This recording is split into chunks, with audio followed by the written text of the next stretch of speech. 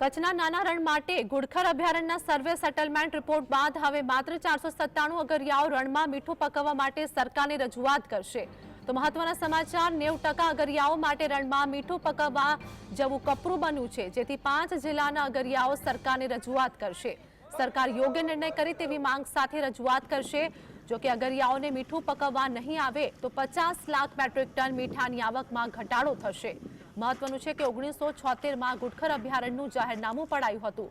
તો મોરબી, સુરેન્દ્રનગર, પાટણ અને કચ્છના 107 ગામોના અગરિયાઓના રોજી રોટી છીનવી જવાની શક્યતાઓ છે।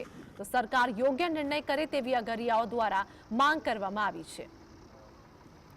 તો સુરેન્દ્રનગરમાં રણમાં મીઠું પકવવા અંગે હવે અગરિયાઓ દ્વારા માંગ કરવામાં આવી છે। સેટલમેન્ટ છેલ્લા રિપોર્ટમાં 497 અગરિયાઓ સરકારને રજૂઆત કરશે અને આ સાથે જ અગરિયાઓ સરકારને રજૂઆત કરશે। તે લોકોની જે માંગ છે તે સ્વીકાર કરવામાં આવે તેવું પણ તે લોકોનું કહેવું છે। સરકાર યોગ્ય નિર્ણય કરે તેવી માંગ સાથે અગરિયાઓ દ્વારા રજૂઆત કરવામાં આવશે।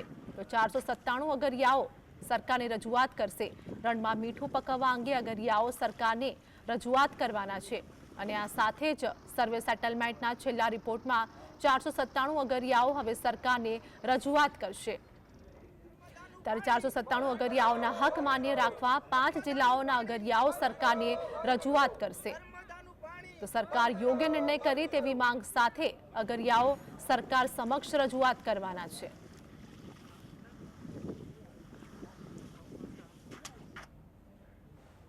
તો આજ મુદ્દે અમારી સાથે અમારા સહયોગી ફઝલ અમારી સાથે લાઈવ જોડાઈ ગયા છે। ફઝલ, સુરેન્દ્રનગરમાં અગરિયાઓ દ્વારા મીઠું પકવવા અંગે સરકારને રજૂઆત કરવામાં આવશે, જેમાં 497 અગરિયાઓ હવે સરકારને રજૂઆત કરશે। શું હાલની વધુ અપડેટ?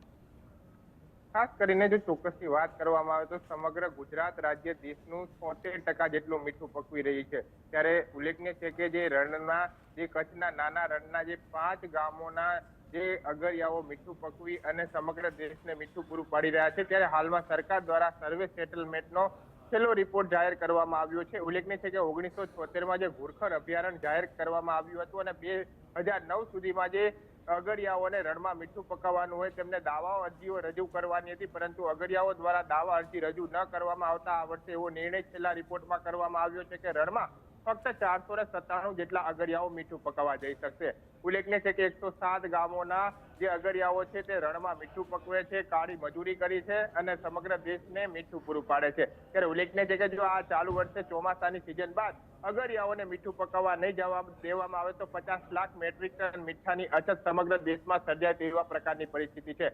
ઉલ્લેખનીય છે કે આ સરકારે 497 લોકોને જ રણમાં અગરિયા તરીકેનું સ્થાન અને તેમને લાયસન્સ આપવામાં આવ્યા છે, લીજો આપવામાં આવી છે। હવે 497 જેટલા અગરિયાઓ જ રણમાં મીઠું પકાવવા જઈ શકવાના નિર્ણય બાદ 7600 જેટલા અગરિયાઓ બેરોજગાર થઈ જશે।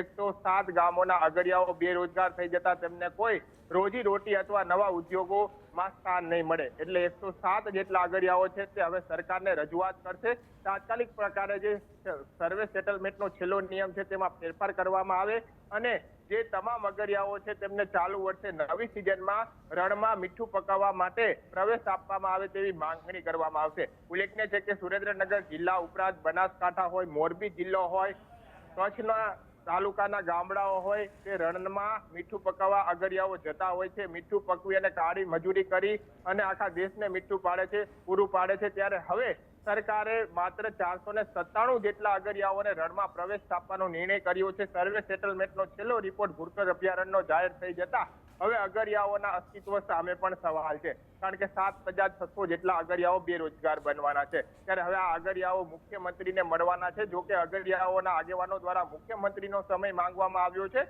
મુખ્યમંત્રી સમય આપશે ત્યારે સમગ્ર 5 જિલ્લાના જે 107 ગામોના 7600 જેટલા અગરિયાઓ છે તે ગાંધીનગર તરફ કૂચ કરશે અને મુખ્યમંત્રીને મળશે અને જે સર્વે સેટલમેન્ટનો છેલ્લો રિપોર્ટ છે તેમાં ફેરફાર કરવા અંગેની રજૂઆત કરશે।